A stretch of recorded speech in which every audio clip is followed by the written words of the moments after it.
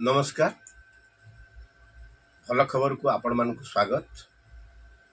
आज खबर नमस्कार दर्शक बंधु मु चिन्मयी भल खबर को स्वागत।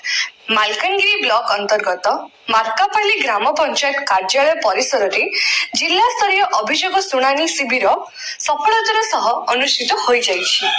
एही शिविर रे जिलापाल प्रथमेश अरविंद रासिक्रे, जिला आरक्षी अधीक्षक विनोद पाटिल, जिला वनखंड अधिकारी साई किरण एवं समस्त विभागीय अधिकारी उपस्थित रही स्थानीय लोकों को विभिन्न समस्या सुनिबा सह तुरंत समाधान पाई आवश्यक पदक्षेप ग्रहण करथिले। एही शिविर रे मोट 72टी अभियोग पंजीकृत होइथिबा बेले सेथि मध्यरु 16टी व्यक्तिगत एवं 56टी सामुदायिक समस्या भित्तिक रहिथिला।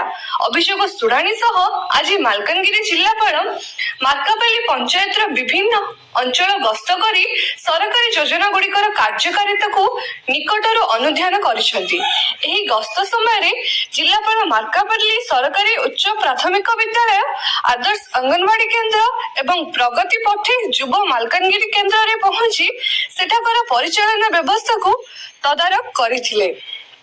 ଏହା ସହିତ ସେ ପୋଡାଭଟା ସ୍ଥିତ ଓଡିଶା ଜୀବିକା ମିଶନ ଅଧୀନରେ ଚାଲିଥିବା ଗୁରୁପ୍ରିୟା ସିଲେଇ ଉତ୍ପାଦକ ଗୋଷ୍ଠୀ କେନ୍ଦ୍ରକୁ ବୁଲି ଦେଖିବା ସହ ସେଠାକାର ଆତ୍ମନିର୍ଭରଶୀଳ ମା ମାନଙ୍କ ସହ ସିଧାସଳଖ ଭାବ ବିନିମୟ କରି ସେମାନଙ୍କୁ ଉତ୍ସାହିତ କରିଥିଲେ।